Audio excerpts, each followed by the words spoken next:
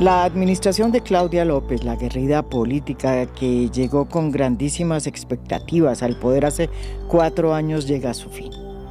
Claudia se va a pesar de las expectativas que planteó su elección, una de las más votadas en la historia de las alcaldías de Bogotá, con una desaprobación en las encuestas que llegó al 58.8%, según Inbamer.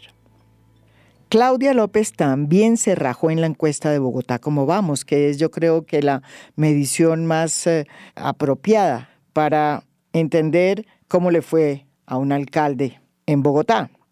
Según esa medición, solo el 31% de los capitalinos calificó como buena su gestión como alcaldesa. Y lo que es curioso, en materia de identificación geográfica de la encuesta de Bogotá Cómo Vamos, se pudo corroborar que la parte sur de Bogotá fue la que mejor recibió el mandato de López, mientras que el norte de la capital se mostró mucho más inconforme. Tan solo el 25.8% de los bogotanos, es decir, ni siquiera 3 de cada 10, apoyó la inversión ejecutada durante los 4 años de administración, mientras que el 45.3% se mostró insatisfecho por la utilización de los dineros públicos en diferentes programas distritales. La alcaldesa también fue criticada en este estudio porque no abrió suficientes espacios de interacción con la ciudadanía, ya que el 50.6% de los bogotanos señalaron que López no abrió dichos espacios para remitir quejas y dudas sobre las decisiones que se tomaron en la capital. En el único rubro en la que la administración salió avante fue en el tema de la educación, en el que cerca de 68% de los bogotanos dijo que recibía de manera muy positiva la creación de programas como Jóvenes en la U, que lideró desde la Secretaría de Educación Edna Bonilla.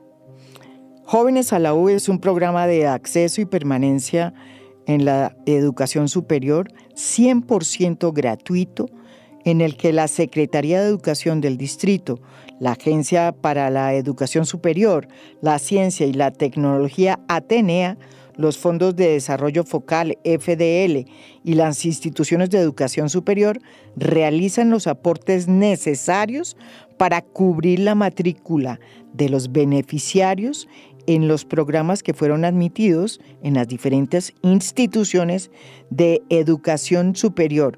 Óiganme bien, públicas y privadas. Los jóvenes además reciben un apoyo monetario equivalente a un salario mínimo legal vigente por cada semestre académico que cursen para favorecer su continuidad en los programas de educación superior. Este programa fue el más y mejor recordado por los bogotanos en la administración de Claudia López, según Bogotá Cómo Vamos. Sin embargo, su gran talón de Aquiles fue, curiosamente, el área en que Claudia López es más versada, en el tema de la seguridad. Tuvo innumerables secretarios de seguridad y tuvo que enfrentar como alcaldesa, primero, la muerte de Javier Ordóñez, este abogado que fue llevado a una estación de policía, a un CAE, y que terminó muerto a patadas por cuenta de la furia de los policías. Precisamente en estos días, uno de los policías que acometió ese crimen acaba de ser condenado a más de 40 años de prisión. ¿Observó si en algún momento de ser puesto el señor Javier Ordóñez a la sala de retenidos fue golpeado o recibió un trato inadecuado por parte de alguno de los policiales? Sí, señor. ¿Quién y quiénes actuaron de esta manera?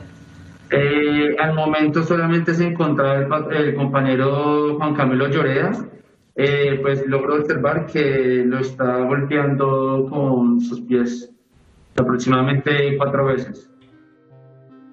Después, y por cuenta de este asesinato que develaba un abuso de la policía, tuvo que lidiar con la quema de varios CAIs en el sur de Bogotá y en Suba.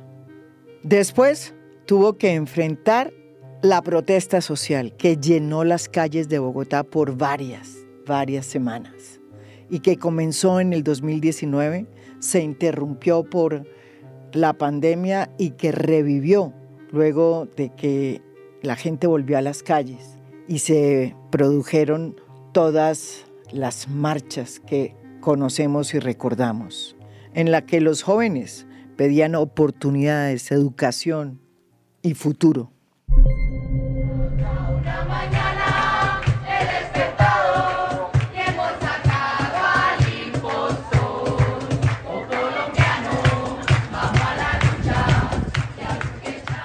Le tocó también lidiar con la llegada de toda la migración venezolana, en un momento en que todavía no estaban articuladas todas las agencias, y Bogotá fue el centro de la recepción de varios de esos migrantes que en un inicio Claudia responsabilizó del incremento del hurto y de cifras en materia de violencia en la ciudad.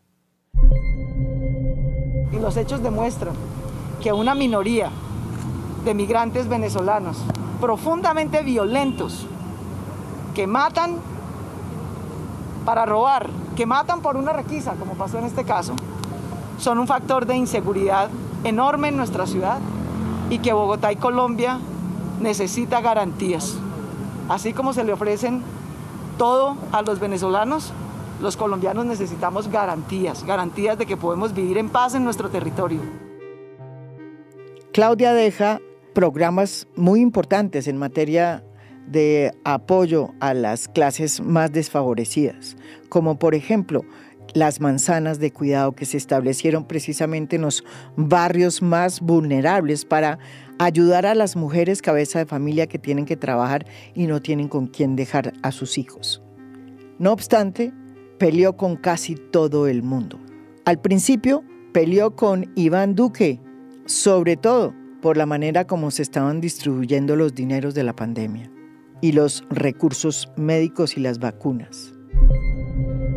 Qué pena que lo único que no podemos cubrir es el arriendo. Y para eso pedimos un poquito de ayuda del gobierno nacional, un peso aunque sea uno, porque todas estas otras cosas las pagan los impuestos de los bogotanos sin chistar. Lo único que hicimos fue pedir ese favor. Qué pena salir a deber. Qué pena salir a deber.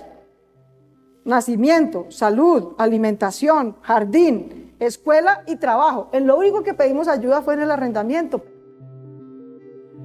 Después, a medio camino, se dio cuenta que no había que pelear con el presidente porque lo importante era tener una buena relación por el bien de la ciudad. Y hasta el término de su mandato, así fueron las relaciones con Claudia López e Iván Duque. Una relación bien avenida. Sin embargo, cuando llegó al poder Gustavo Petro, las relaciones entre el Palacio Líbano y el Palacio de Nariño están cada vez más distantes y frías.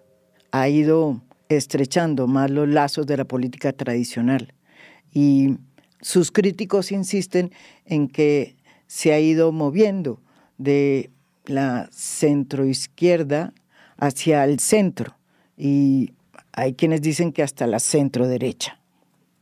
De lo que sí no hay duda es que Claudia López sale del Palacio Líbano con muy malas encuestas, pero eso no le quita ni un ápice su voluntad de empezar y emprender su carrera hacia la presidencia de la República, de la que nadie duda puede salir muy bien.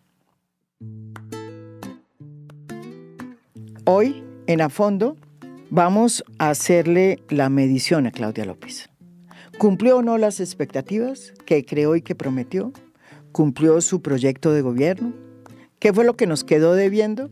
¿Y en qué atinó? ¿En dónde sí le fue bien? El debate hoy en A Fondo con Juan Carlos Flores, profesor universitario, pero además concejal durante mucho tiempo de Bogotá, autor de varios libros, y Luis Ernesto Gómez, quien fuera el secretario de gobierno de Claudia López durante cerca de 2 años y jefe de gabinete, hoy comentarista, entre otras cosas, de Blue Radio. Bienvenidos. Gracias, María Jimena, un placer estar aquí.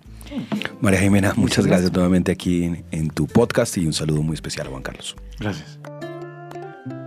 Juan Carlos, yo me acuerdo que cuando ganó hace 4 años Claudia López las elecciones para la alcaldía de Bogotá, traía unas expectativas impresionantes, además porque había hecho una campaña demoledora, porque Claudia en campaña pues es realmente demoledora.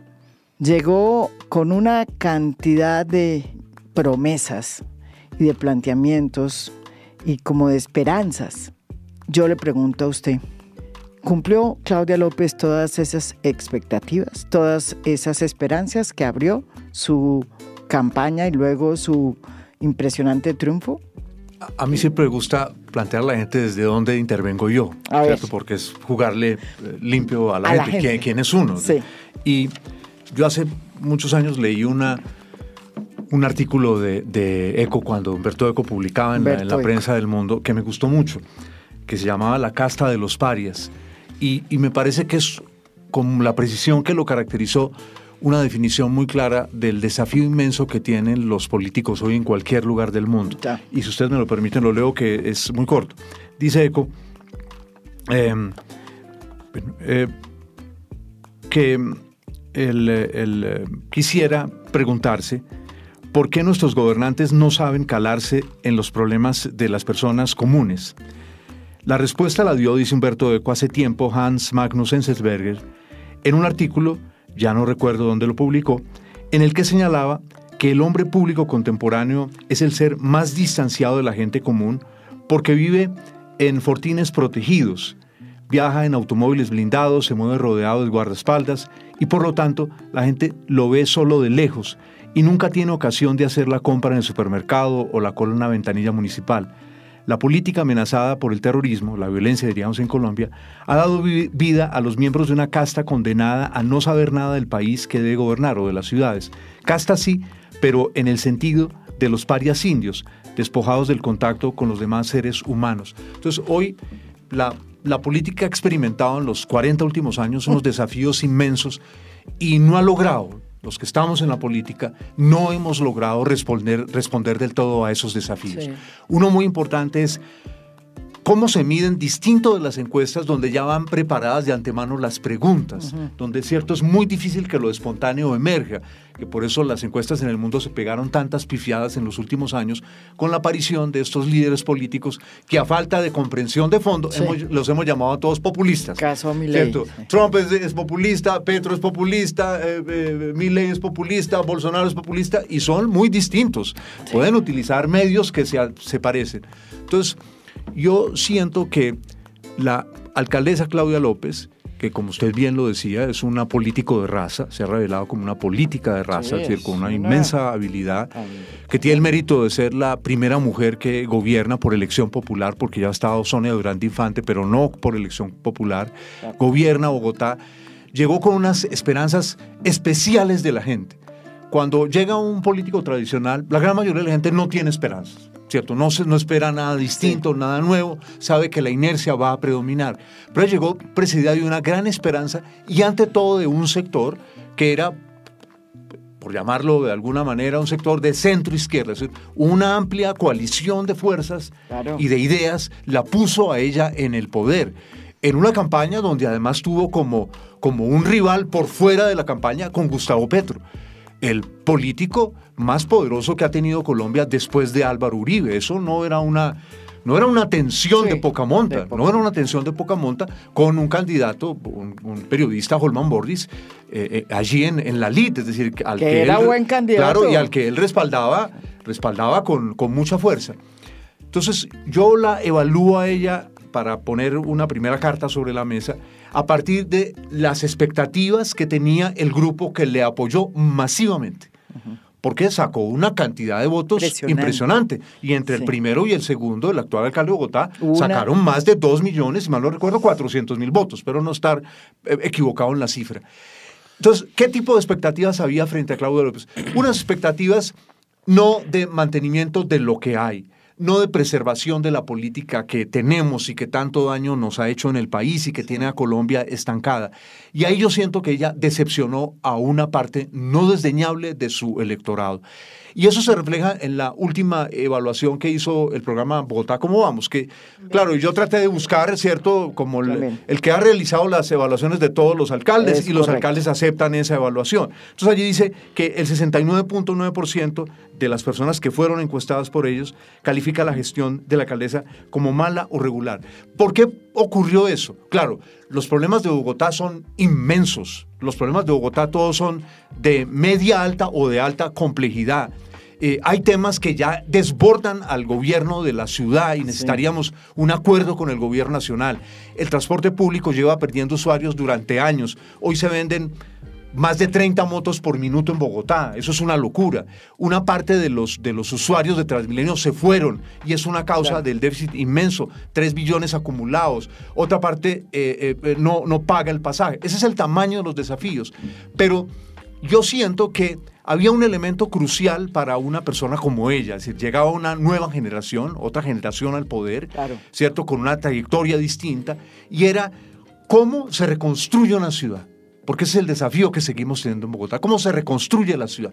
No simplemente cómo ofreces determinados servicios o cómo pones determinadas obras en ciertos lugares claves de la ciudad. Y el desafío allí estaba centrado en volver a ofrecerle a Bogotá una idea de futuro. Que es lo que hoy no tenemos en Colombia y no tenemos en la gran mayoría de las ciudades. Y ella parecía, por su origen, por su experiencia, por su trayectoria, una persona indicadísima para eso, para decir, miren, Bogotá, yo me voy, pero aquí queda esta idea de futuro. No he logrado resolverlo todo. Quedan muchos problemas, pero estamos yendo en el camino acertado. Y eso no se ha logrado. Por eso iniciaba con esa cita. Porque ese problema nos afecta a todos los que estamos en la política. No importa si traemos al Papa Francisco a gobernar a Bogotá, se va a enfrentar con estos problemas de inmensa dimensión. Pero sobre ella habían expectativas muy grandes. Y bueno, y él tuvo ese elemento distractor tan dañino que yo no logro entender qué es lo que ocurre cuando uno se sienta en la silla de alcalde de Bogotá. Y es que cree uno que porque la Casa Bolívar queda cuadra y media, que uno va a ser presidente ya. Yo creo que debería de haber un tipo de lobotomía muy sana que le quitara a uno, digamos, como electrónica, ¿no? De sacarle un pedazo del cerebro, que hiciera que los alcaldes se olvidaran 4 años de esa posibilidad. Que pasó además con Enrique Peñalosa, con Antanas Mocos y hasta con Gustavo Petro. La diferencia es que, pues, entre el Gustavo Petro alcalde y entre el Gustavo Petro presidente, pues hay casi que 7 años de diferencia. Claudia López se iría de un tacazo a meterse en el tiquete hacia la presidencia luego de ser alcalde. Hay un dato estadístico. Probabilísticamente la posibilidad de que un alcalde de Bogotá sea presidente es muy baja. Es muy, muy baja.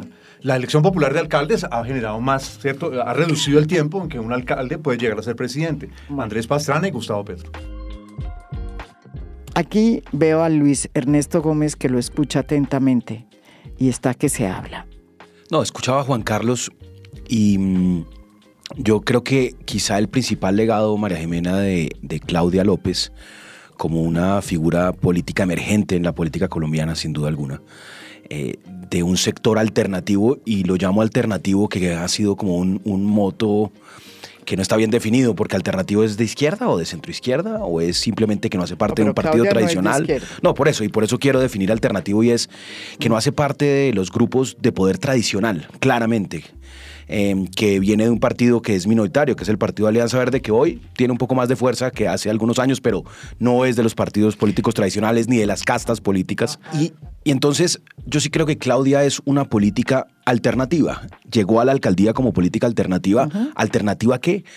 Al establecimiento, alternativa a los políticos tradicionales, y representando, como lo decía Juan Carlos, un sector de centroizquierda, y esperanzas de un sector de centro-izquierda. Claramente no representaba a la izquierda, porque, como lo dijo Juan Carlos y lo recordaste tú, María Jimena, compitió contra ella Holman Morris, candidato del Pacto Histórico, bueno, en ese entonces se llamaba Colombia Humana, pero candidato Gustavo Petro. Es decir, se eligió en contra de la izquierda, pero sí con un sector importante de centro-izquierda y de centro-derecha, un sector del centro de la sociedad. Y que depositó en ella grandes esperanzas y expectativas. ¿Y qué creo que es el legado de Claudia? es ser justamente una política alternativa probada en capacidad de gobernar, que es lo que quizá muchos hoy le reclaman al presidente Gustavo Petro, que aparte de las expectativas tenga la capacidad de ejecutar, de dar resultados, porque Juan Carlos dice algo que es válido, es fundamental que haya una idea de ciudad, una idea de futuro. Pero un alcalde se necesita mucho más que eso, se necesita que resuelva los problemas concretos del día a día de las personas, que resuelva los temas de movilidad, que resuelva los temas de educación, que resuelva los temas de salud. Y eso fue lo que logró Claudia López. Le tocó enfrentar la pandemia, como a todos los gobernantes de ese periodo, y la pandemia literalmente devastó la ciudad, la devastó, aumentó los niveles de pobreza extrema, los niveles de pobreza, y la gestión de Claudia, que poco se le ve y poco se le reconoce, pero que fue una gestión en lo social mucho más generosa, paradójicamente, que lo que está haciendo hoy la administración del presidente de izquierda, porque hizo unos programas muy ambiciosos de renta ciudadana, de transferencias monetarias, logró reducir la pobreza, que se elevó al 40% por cuenta de la pandemia, la logró reducir al 31% con programas sociales. Se la jugó también por la educación, no de la forma tradicional de la izquierda, que es construir universidades, construir edificios para ofrecer cupos de universidades públicas. Lo hizo con un sistema más pragmático, que se llama jóvenes a la U, que pueden los jóvenes estudiar en una universidad pública o privada, pero al final lo importante es que estudien. Y fueron 40.000 jóvenes becados, jóvenes populares, que en la ciudad de Bogotá tuvieron una oportunidad y que seguramente les va a cambiar la vida a ellos y a su familia, una verdadera apuesta por movilidad social. Pero también dio resultados en algo que es quizá lo que le castigan muchos de esos que esperaban tener una visión de ciudad que acabara con todo, que arrasara lo que había dejado el anterior alcalde y comenzara desde nuevo, porque ese complejo de Adán ha sido relativamente reiterado en la izquierda. Entonces le castigan o algunos le reprochan que haya continuado con la obra que contrató Enrique Peñalosa del metro elevado. Yo la verdad preferiría un metro subterráneo, creo que el proyecto de Gustavo Petro era mucho mejor, pero al final estaba contratado, entonces tuvo que enfrentarse a la decisión si sacarlo adelante y más bien concentrar los esfuerzos en que se hiciera una segunda línea de metro, esa sí subterránea, como la está dejando contratada o la está dejando avanzada para contratación y abierta la licitación en esta alcaldía. También con la inversión en infraestructura más grande que ha tenido esta ciudad en años, María Jimena, y eso no se le ve y no lo saben muchos. Obras que están muchas de ellas inconclusas. Claro, pero es que están en ejecución. La gran mayoría de obras tienen fases de estructuración y fases de ejecución de varios años, no de un año. Y esta alcaldía deja obras y contratos de infraestructura y en avance y en ejecución de 87 billones de pesos. Es cierto, la ciudad quedó endeudada, pero comparado con los niveles de endeudamiento, Bogotá tiene unas finanzas muy sanas. ¿Quedó endeudada para qué? Para empezar a superar el rezago de infraestructura tan tremendo que tiene esta ciudad. Entonces se está construyendo el cable de San Cristóbal, que ya quedó adjudicado. Muy probablemente en los próximos días, antes de que cierre la administración, se va a adjudicar otro cable aéreo en Potosí. La ampliación de la autopista norte, la construcción y la obra más grande y más costosa, sin duda alguna, del país, que va a ser la segunda línea del metro subterránea entre la calle 72 en Chapinero, pasando por Engativá, yendo a Suba. Es decir, Bogotá empieza a superar ese rezago de ciudad. Yo te diría, Juan Carlos, esa es quizá esa visión de futuro de Claudia, que consiste en que Bogotá empieza a tener realmente un sistema multimodal de transporte, no solo con buses, sino con un metro, una red de metro, y por eso deja una segunda línea de metro contratada, unos cables aéreos que complementan el que ya había iniciado y dejó contratado Gustavo Petro, el cable de Ciudad Bolívar que le cambia la vida diariamente a decenas de miles de personas, pero también que en materia social se la jugó por ejecutar, no solo por echar discursos, sino por construir hospitales públicos. 4 hospitales públicos, 14 centros de atención en salud. De los que está prometiendo la reforma a la salud, pues se construyeron centros de atención en salud en la ciudad de Bogotá, 14, colegios, el programa de educación para jóvenes que les mencionaba. En fin, un sinnúmero de políticas que están encaminadas a que eso que se promete cuando se es alternativo, eso que se promete cuando se dice vamos a reducir la desigualdad en este país, vamos a hacer una sociedad más equitativa, vamos a velar por la equidad de género, por la defensa de ciertas de las libertades, pues que pase del discurso a la ejecución. Y creo que ese es el legado de Claudia López. Pero hay otra realidad, y es la realidad de cómo la gente, los bogotanos, porque finalmente un gobernante, ¿para qué es elegido? ¿Para decir yo hice todo esto o para señalar yo hice esto y mire cómo la gente siente que su vida ha mejorado, que su vida ha cambiado? Entonces, nuevamente las cifras de Bogotá, ¿cómo vamos? Y es que el 46.3 se mostró insatisfecho por la utilización de los dineros públicos. Y solo el 25.8, ni siquiera 3 de cada 10, apoyó la inversión que realizó la administración. ¿Y yo qué es lo que veo allí? Porque ese es un problema muy importante, decisivo para Bogotá. Pensemos en las troncales de Transmilenio. De Transmilenio está huyendo la gente todos los días. Está huyendo todos los días. ¿Cómo es posible que sigamos pensando en hacer las mismas troncales de Transmilenio? Están iguales. Como la de la 68, la de la séptima, que van a repetir este problema. Es decir, que la gente no va a desear ese transporte, que va a seguir desertando de ese transporte en la moto. Entonces, ya de partida, el metro que se inaugure va a ser un metro que entra jugando con un inmenso déficit. Ninguno, ni Peñalosa ni Claudia López nos han dicho en cuánto podemos calcular el pasaje de ese metro. Parte de los problemas de Transmilenio es que le fueron cargando a la tarifa de los usuarios todas las innovaciones que se le ocurría al gerente o al alcalde que había que hacer. Entonces decidimos, listo, qué chévere tener buses eléctricos, pero ¿a quién se le cargaba el costo de los buses eléctricos? No a un fondo creado por la nación, digamos, utilizando plata de las regalías, que sería lo más justo, ¿cierto? Las regalías son de hidrocarburos, ¿cierto? Si queremos transformar, utilicemos parte de las regalías para financiar transporte eléctrico en las ciudades de Colombia.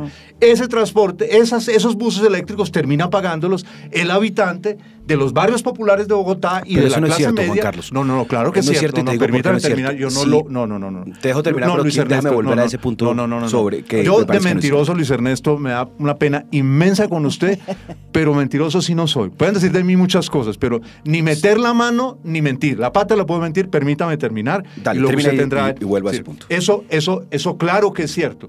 ¿De dónde se pagan los buses que compra Transmilenio? Van cargados a la tarifa. No hay otra manera de pagarlos. ¿Y quién paga la tarifa en buena medida? La sigue pasando el usuario. Que hay subsidio y todo, pero paga sigue... el 50% de la tarifa, el otro es subsidiado. Entonces, de acuerdo, al final, pero ¿cuál es el costo al final del no lo cargan a la sí, tarifa. pero para nosotros que tenemos un poco más de ingresos, hoy pero para una persona... Un pasaje de Transmilenio, pero entonces, si ¿por qué razón? Más de 4.700 pesos. Sí, ¿y por qué razón está huyendo la gente de Transmilenio y se compra la moto? Porque es más barata. Entonces, porque es más y ahí es donde está el asunto. Es decir, fíjense, siguen pensando ellos en los grandes proyectos, los grandes, para tomarse la foto, para echarse el discurso, pero la gente siente que eso no está funcionando. Es que si eso estuviera funcionando, veríamos una relación entre las grandes inversiones que se hacen y la satisfacción de la gente. Paso al otro tema, el tema de la seguridad. Tranquilo, Luis Ernesto, que va a tener tiempo y lo voy a escuchar con suprema atención. Sí. Paso al tema de la seguridad.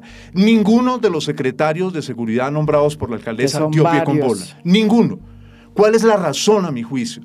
Que seguimos teniendo un diagnóstico de la seguridad de la ciudad que se corresponde a 20 años atrás, que no tiene en cuenta que el narcotráfico urbano se ha convertido en el principal dolor de cabeza de los pueblos y de las ciudades de Colombia, que es una estructura inmensa que logra nuclear a su alrededor buena parte de las actividades criminales, porque tiene el suficiente dinero para invertir o para lavarlo a través de otras actividades criminales o legales. Entonces, tenemos otra cosa en la ciudad. ¿Y cuál fue una de las respuestas de la alcaldesa? Que es una de mis distancias de fondo con ella. Ningún político de Colombia, ni siquiera políticos de extrema derecha, había utilizado la xenofobia. Ninguno. En Colombia teníamos un consenso sorprendente, porque en el mundo ya no existen unos consensos sorprendentes. Desde la extrema derecha hasta la extrema izquierda, todos nosotros conscientes de que Colombia, un país de migrantes, nosotros somos un país de migrantes, exportadores de personas que buscan cómo sobrevivir, cultivar a la xenofobia. Y la alcaldesa utilizó la xenofobia, señaló que la inseguridad estaba relacionada con la xenofobia. Migración venezolana. Yo comprendo que en los sectores populares haya xenofobia, lo comprendo, estoy dispuesto a entenderlo y creo que hay que realizar una labor pedagógica inmensa para explicarle a la gente qué es lo que está ocurriendo, cómo esto nos ha ocurrido a nosotros en todo el mundo que hemos experimentado la xenofobia de las más diversas maneras. Entonces, yo lo que siento es que al lado de la columna al lado de la columna, donde señalan que hay unos logros, yo propongo poner otra columna. Yo no propongo borrar esa columna, ni más faltaba, porque el debate público de calidad tiene que ser ese.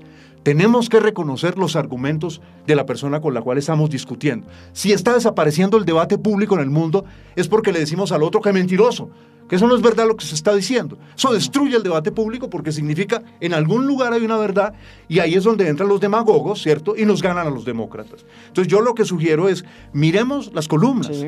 Porque del balance que hagamos de lo que está ocurriendo en Bogotá, algo podemos aprender. De lo contrario, sí, estamos en Colombia, vamos con el desprestigio total de la política, ¿cierto? Para que llegue una persona que esa política hay que mandarla absolutamente al carajo y se acabó ese asunto. Juan Carlos, para volver al punto que creo que es importante, si bien los buses eléctricos, y creo que es deseable y todos compartimos y estaríamos de acuerdo que es bueno transitar de una movilidad que contamina especialmente con diésel, que afecta mucho la salud, no únicamente por el efecto en el cambio climático, sino especialmente por la salud de las micropartículas en el sistema respiratorio.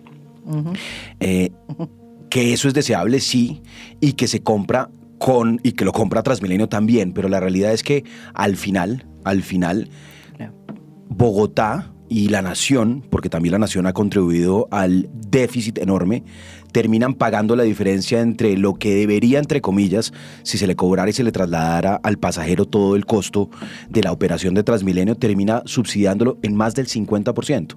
Hoy un pasaje de Transmilenio podría estar costando 4.700 pesos si no fuera por el subsidio que termina asignando la nación y el fondo y los recursos del distrito. Entonces, lo que quería precisar, y en ningún momento te quise, y en ningún momento, no, claro, pero lo que quise precisar es, no es cierto que al final los usuarios paguen el bus eléctrico y paguen ese sobrecosto.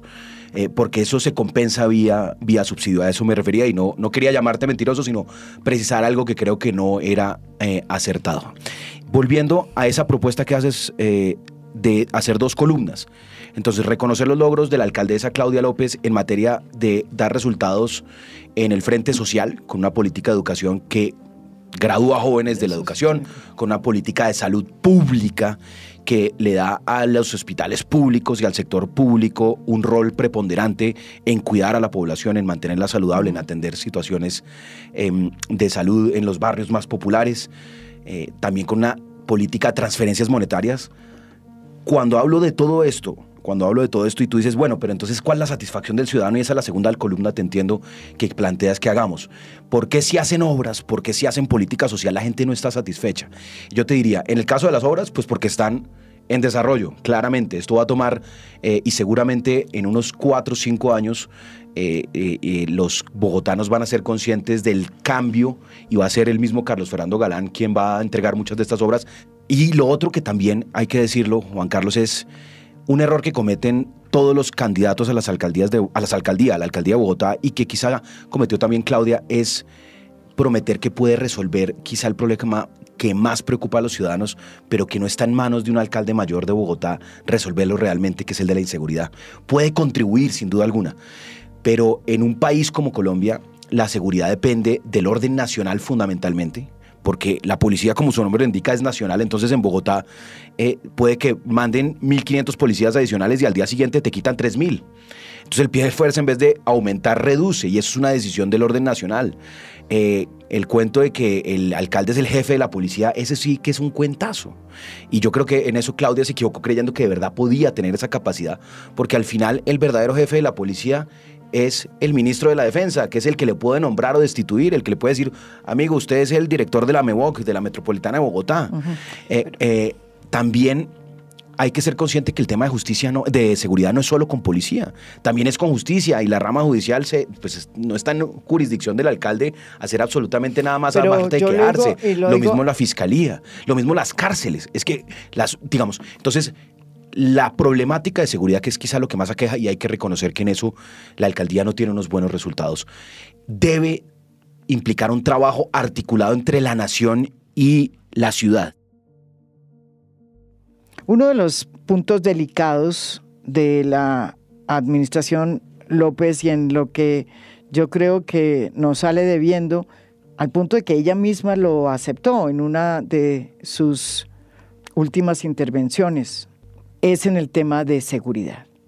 Los índices de hurtos y de delitos que tienen que ver con los robos a viviendas y todo lo que tiene que ver con la seguridad urbana se incrementaron en estos 4 años. Pero sobre todo como que se esparció la percepción de que Bogotá, que había recuperado los espacios del AMPA para que la gente saliera por las calles, pues los está perdiendo. Hay esa percepción, sea acertada o no, existe y está fundada en que, repito, se han incrementado estos delitos contra la comunidad. Sí es cierto, aceptó, pero le echó la culpa de sus errores primero a la policía, después a Gustavo Petro y ahora a los jueces que liberan rápidamente a los ladrones que son capturados por la policía. Yo creo que ahí hay que mirar varias cosas que es fundamental, porque el balance de una administración tiene la posibilidad de pensar, ¿y esto por dónde puede mejorar? ¿Qué es lo que hay que corregir? Y ojalá que en ese empalme, el más largo que yo recuerdo en la historia de Bogotá, y eso está bien, ¿cierto? Que el gobierno entrante y el saliente conversen a fondo. Que eso es civilización y democracia. Eso me gustó. Pero que sacudan, que luego no nos digan que es que no sacudieron, porque es que esa es la cosa fregada, ¿no? Es decir, que luego dicen es que no me mostraron, Entonces, ¿qué tenemos en el caso de la pavorosa inseguridad que padecen buena parte de las ciudades colombianas? Y hay que decirlo, Bogotá no es la que tiene el peor desempeño, así de grave está la situación. Es claro que un alcalde tiene potestades ilimitadas, pero también un alcalde de Bogotá tiene una presencia nacional. No es una persona como le ocurre a los alcaldes o a gobernadores de los departamentos que desde el centro no se consideran importantes, a los que pueden arrumar, ¿cierto? A los que pueden pegarle un manotazo y callarlos. Entonces, tampoco escuchamos de la alcaldesa una contrapropuesta aliada con otros alcaldes, con otros gobernadores, sobre la necesidad de una nueva estrategia nacional de seguridad.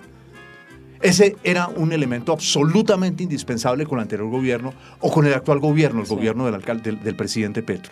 Porque hay un elemento que no le entrega, el gobierno nacional debe proveer a los alcaldes, no es que los alcaldes no lo puedan todo, pero tampoco no es que no puedan hacer algo. Él los provee de unas herramientas y unos instrumentos, las más importantes de los cuales son, en primer lugar, inteligencia. Que es una cosa que a mí me sorprende que la gran mayoría de los alcaldes no le piden al gobierno nacional. Inteligencia, sí, porque la criminalidad urbana no está solo en Bogotá. Tiene tentáculos, como todos lo sabemos, con la gran criminalidad de Colombia. Porque ¿quién abastece de droga a Colombia? Pues los clanes del narcotráfico que campean en otras zonas del país. Esa fue una falla muy seria de la alcaldesa. Una estrategia nacional que implique una reforma en la admisión en las escuelas de la policía.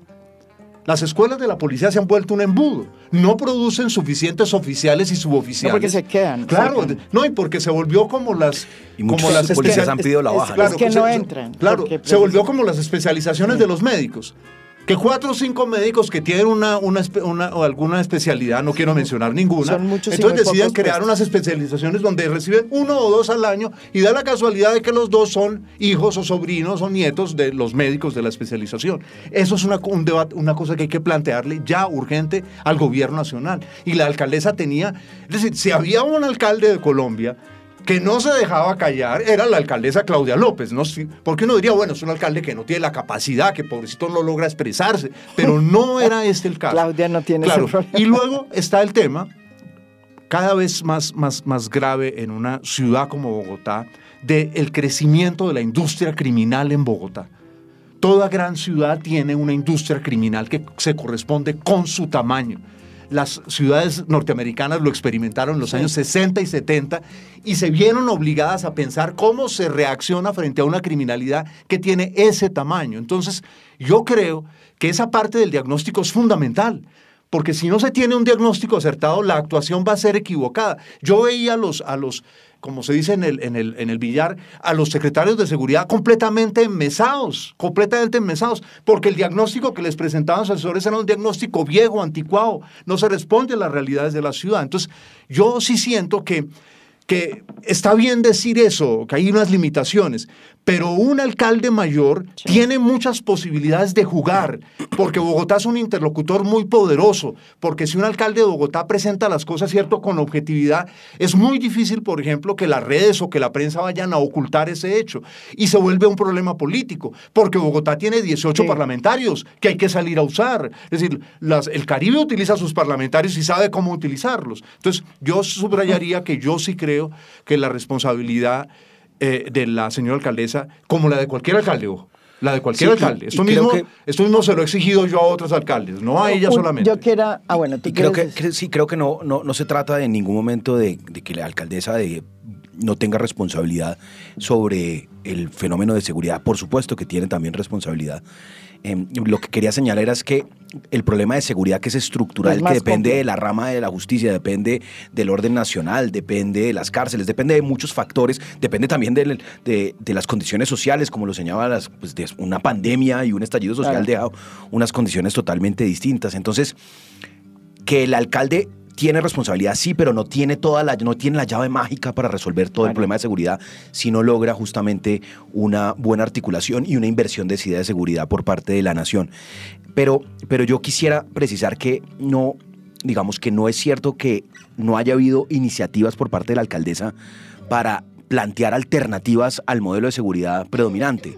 La alcaldesa usó justamente, como le decía Juan Carlos, esa bancada de 18 y planteó un debate, y también con la Alianza Verde de su partido, sobre plantear la posibilidad de tener una policía local, digamos, que Bogotá tuviera su propia policía. También planteó un mecanismo diferencial para el sistema penal, y que permitiera que delitos menores tuvieran un tratamiento diferencial. Entonces sí hubo distintas iniciativas, y quizá la más importante fue la de invertir en formar a policías.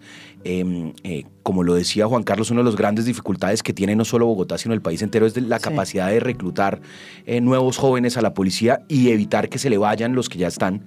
Entonces, Bogotá financió la educación de más de 1.500 policías, que se acordó con el gobierno del expresidente Iván Duque, con el general Vargas, entonces director de la policía. Los pelados se formaron, los pusieron en la Plaza de Bolívar, comenzaron a trabajar en Bogotá y a los pocos semanas, meses, se fueron de Bogotá todos, absolutamente todos. Entonces, ese es quizá el gran reto que tiene. ¿Se los fueron o se los llevaron? No, se los llevaron, claro. La Policía Nacional llegó y dijo, estos 1.500 que ustedes formaron, nos habíamos comprometido que era el nuevo pie de fuerza para Bogotá, los necesitamos en Cali, en Medellín, en Barranquilla, y eso va a pasarle, le pasó a Claudia y le va a pasar al alcalde Galán y le va a pasar a todos los alcaldes de Bogotá, porque Bogotá, y yo sí creo que esa propuesta es importante, Bogotá tiene la plata para tener una policía local que complemente la labor de la Policía Nacional. Y también tiene plata para tener mecanismos alternativos y que inviertan más en seguridad, pero sin la nación no lo puede hacer. Yo quería devolverme sobre una de las premisas que planteó inicialmente en su introducción Luis Ernesto Gómez, cuando habló de que Claudia López representaba, cuando llegó al poder, a un sector alternativo, independiente, digamos de centro izquierda. Lo que muchos críticos ven es que esa política de centro izquierda alternativa ha ido sufriendo una metamorfosis y se ha ido como acomodando a ese statu quo que ella tanto cuestionó por la manera de hacer política. ¿Ustedes creen que Claudia López terminó cooptada por ese establecimiento político tradicional, el statu quo que ella tanto quiso cuestionar y destronar por sus malas prácticas en materia de corrupción y la ejecución en política? Yo creo que no. Si me permites hacer esta de primeros, Juan Carlos. Mira, yo creo que eso que mencionas, esa Claudia que llega a gobernar con los sectores tradicionales, sin duda alguna también, con su partido Alianza Verde, partido de gobierno, con el partido Polo Democrático, que la habían inscrito como candidata, pero también con el Partido Liberal, con el Partido Conservador, con el Partido de la U, que acompañaron las iniciativas de cupos de endeudamiento, plan de desarrollo, en fin, y con sectores de la sociedad con los cuales quizá había tenido algunas diferencias, como los empresarios de la ciudad, había tenido confrontaciones quizá como senadora, pero después llega a gobernar también de la mano de los empresarios. Creo que es el tránsito natural y bueno para un político que ejerce la oposición y pasa a gobernar. Y creo que al país le estaría yendo mucho mejor si a Gustavo Petro hubiera hecho un tránsito similar. Yo que acompañé a Gustavo Petro en su candidatura presidencial, y lo hice con toda la convicción, porque gobernar requiere de un nivel de pragmatismo. Gobernar requiere de tomar decisiones difíciles, porque al final sabemos que son correctas, aunque nos ganen algunos reclamos y no solo aplausos en la tribuna. Y creo que Claudia, y como te lo decía al comienzo María Jimena, pues su legado consiste en haber sido una política alternativa, la primera mujer alcaldesa de Bogotá, que llega y gobernó con pragmatismo y resultado, aunque sin duda alguna algunos electores esperaban que ella quizá en algunos frentes llegara a comenzar desde cero, llegara a rehacer el metro, llegara a cambiar completamente el modelo de movilidad, en fin, y creo que ese nivel de pragmatismo es sano y es necesario en una democracia para que al final se resuelvan los problemas concretos de la gente. Juan Carlos, veo que usted tiene una posición completamente distinta. ¿Cuál es? ¿Cuál es el cáncer de nuestro sistema político? La existencia de una política extorsiva, frente a la cual ceden siempre los ejecutivos, el gobierno nacional. Miremos en lo que termina Santos con su Nobel.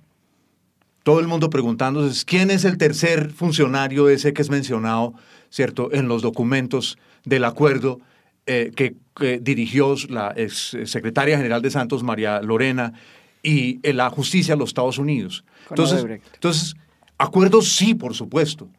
Es decir, llegar y dividir más un país si está dividido, llegar y dividir más una ciudad si está dividida, es dañino.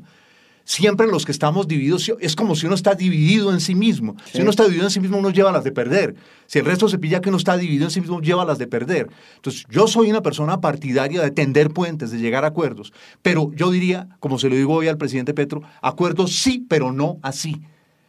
Es decir, si uno llega señalándole a la gente que hay que renovar las costumbres políticas, si uno llega diciendo que el efecto de toda esta política extorsiva es una corrupción que pagamos todo de la manera a veces más infame, porque se roban los alimentos escolares en muchas zonas de Colombia. Aquí en Bogotá se los robaron en su momento, recordemos, cuando el gobierno de los Morenos se robaban la plata de los alimentos escolares, se la siguen robando en La Guajira. Entonces, yo sí creo que allí la alcaldesa se falló a sí misma y le falló a la gente que le eligió, porque me parece que hace cada vez más daño que unos estrategas que hoy en día pueden, yo pienso en Dick Morris, uno de los más famosos en Estados Unidos, en su momento fue estratega de Clinton. Luego, hoy es el estratega de bolsillo de Trump. Viajó a la Argentina para conversar, seguramente pagado por ricachones de Argentina para conversar con Milei. Esos estrategas no tienen ningún principio. Una cosa es que los estrategas que lo rodean a uno, ¿cierto?, cuando está en la campaña no tengan ningún principio, la gente que decida trabajar con ellos, pero el político debe tener principios. Debe tener principios. Si estamos en lo que estamos es porque los políticos pensaron que los principios eran papel higiénico con el cual limpiarse el trasero. Que uno puede llegar prometiendo esto y lo otro y después descaradamente puede mirar a la gente y pensar que la gente no se va a dar cuenta de lo que está ocurriendo. Entonces, si alguien tenía, y vuelvo a insistir, esto no es llegar y pelear con todo el mundo en lo absoluto, pero la propensión de la casta política a apoderarse de pedazos completos del Estado, lo que equivale a que esos pedazos del Estado no van a ser eficaces en su funcionamiento, es uno de los problemas que padecemos a diario en este país. El costo de ese tipo de política es tremendamente alto. Entonces, yo no estoy en desacuerdo con los acuerdos, pero estoy en desacuerdo con los acuerdos con una casta política extorsiva, que es el principal problema del sistema político colombiano. Pero así como estamos hablando de las cosas que Claudia nos quedó debiendo en su administración, pues hay que reconocerle sus aciertos, que además están siendo reconocidos también por la última encuesta de Bogotá, ¿cómo vamos? La misma que no le reconoció a Claudia una buena gestión en general, pero que en cambio sí registró como positiva la política de educación. Fíjese lo que dice de ese tema la encuesta Bogotá, ¿cómo vamos? Cerca del 80% de los bogotanos están satisfechos con la infraestructura de los colegios privados y de los colegios públicos. Y hay un gran reconocimiento a el programa Jóvenes a la U. En esta materia, pues hay que también reconocer lo importante que ha sido tener ahí en la Secretaría de Educación a una persona como Edna Bonilla, una de sus mejores funcionarias, sin duda alguna. Luis Ernesto, ¿usted cuál cree que fue el gran acierto de Claudia López? María Jimena, ese programa de Jóvenes a la U simboliza quizá el legado de Claudia como una mujer que promete transformaciones en lo social, reduciendo desigualdad, trabajando por la mujer, logrando movilidad social, como es su propia historia de vida, pero no se queda únicamente en el discurso y está dispuesta a cruzar quizá las fronteras del dogmatismo, entrando en el pragmatismo para lograr el resultado. La frase del presidente chino, Deng Xiaoping, de no importa el color del gato, lo importante es que case los ratones. ¿Qué es Jóvenes a la U? Es la posibilidad de que 40.000 jóvenes tengan su titulación con recursos públicos. Se pueden titular en la universidad privada o en la universidad pública, dependiendo de qué universidad oferte los cupos. Y eso generó grandes controversias con el hoy presidente Gustavo Petro, también en la campaña de 2019, y los genera aún hoy en día, porque la visión de cómo garantizar el derecho a la educación pública, es en edificios públicos prestados por universidades públicas. Y en Colombia tenemos una gran dificultad con las universidades públicas, siendo la Universidad Nacional la mejor universidad del país, que es pública. Y es que tienen mucha dificultad para crecer en cupos y en cobertura. Pero hay cantidades, miles de jóvenes que año a año quieren un cupo universitario y no pueden acceder a él, o porque no hay una universidad que se lo oferte en lo público. Entonces la pregunta es, si al final yo quiero que un joven que no tiene recursos, que es pilo, que quiere educarse y estudie, lo haga, ¿cómo lo hago? Me tomo 4 años del mandato en construir una universidad, en contratar a los profesores, en lograr que a través de los pensums y los procesos algo engorrosos de las universidades públicas lleguemos quizá a ofertar una 10ª parte de los cupos, o hago un cambio de política y soy pragmática y simplemente digo, para que salgan desde la izquierda a tirarme piedras a decir, oiga, mire, están contratando universidades privadas, etcétera, etcétera. Entonces yo creo que ahí en ese programa, que simboliza quizá el enfoque que tuvo ella de tratar de dar resultados sin importar si el gato era verde o amarillo o rojo. Sí, ahí hay también y hay que reconocerlo, un legado de muchas administraciones, ¿no?, que han trabajado duro por mejorar la educación pública en Bogotá. Piensa uno en diversos secretarios de educación, que a veces uno es desagradecido, se le olvida a uno la gente que lo ha hecho en gobiernos, incluso a los que uno no ha apoyado. Oscar Sánchez, es bueno. Actual viceministro, muy buen secretario durante Petro. Abel Rodríguez, estupendo secretario, además un señorazo. Cecilia María Vélez, que también fue una magnífica secretaria de Educación de Bogotá. Tal vez Villaveses, que fue secretario de Educación, si mal no recuerdo, en el primer gobierno de Mocos. Entonces, Bogotá es una ciudad que ama la educación, ¿sí?, y las diferentes clases sociales. Ahí no hay distingo de clases sociales. La aspiración de la absoluta mayoría de los padres es cómo lograr proporcionarles la mejor educación a sus hijos. Entonces yo creo que es muy valioso que otra administración haya continuado y haya innovado en este campo. Ahí hay unos desafíos, eso se ha financiado con recursos de endeudamiento. Hay que buscar cómo esos recursos... una alianza justamente hablando de alianzas con el gobierno nacional para seguir financiando eso, porque pensemos que si no hay plata para el endeudamiento, pues se le va a decir a los que quieren este programa, miren, es que en estos momentos no hay plata, y ese es un mensaje fatal. Estos programas deben de tener siempre continuidad, es decir, la gente debe saber sobre seguro que si tiene capacidades, no solamente si es el mejor, sino que si tiene capacidades, porque no siempre el que saca las mejores, el que no saca muy buenas notas en el colegio no significa que sea un mal estudiante, eso no es directamente proporcional esa relación. Entonces, yo creo que ese es un desafío inmenso que tiene el nuevo alcalde, cómo fortalecer este programa, cómo garantizar que los procedimientos sean transparentes, continúen siendo transparentes. Y ya para terminar, evidentemente uno no puede dejar de hablar de Claudia López, su legado y sus cosas buenas, las cosas que no tan buenas y negativas, sin decir que evidentemente ella es una política de garra que quiere llegar a ser presidente de este país y que lo más probable es que vaya a ser candidata. Ojalá sea candidata y ojalá llegue a la presidencia, María Jimena. Pues todo político tiene derecho a las aspiraciones que se ponga frente a sí, y es la única mujer que en estos momentos está en ese nivel en política.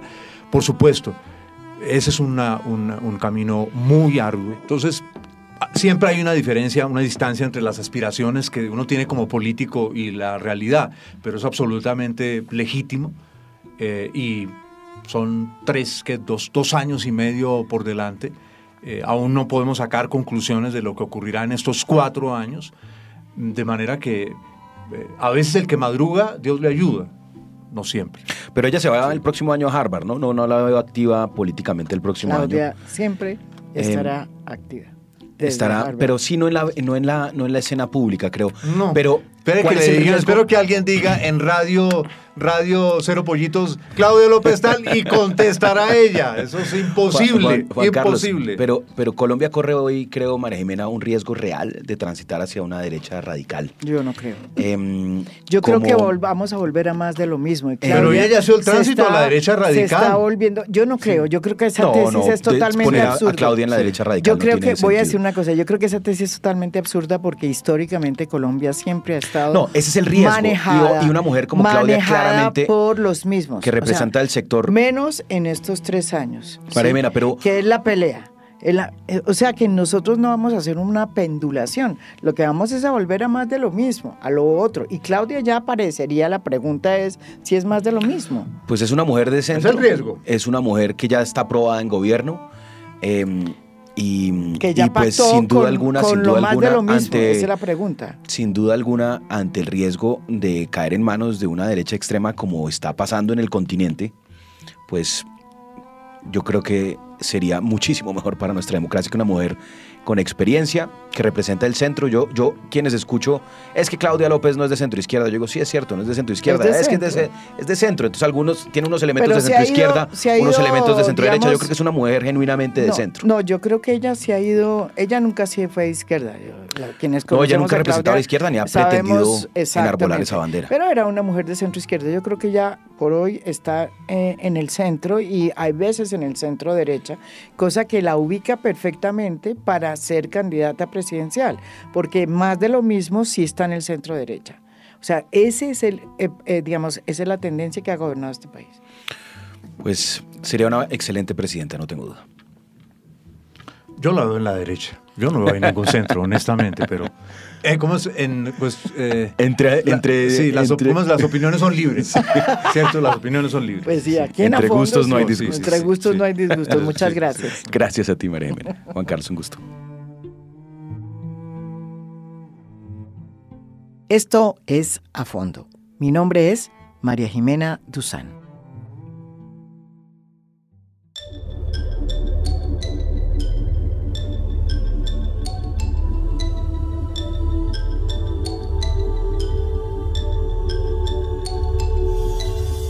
A Fondo es un podcast producido por Mafialand. Producción general, Lucy Moreno.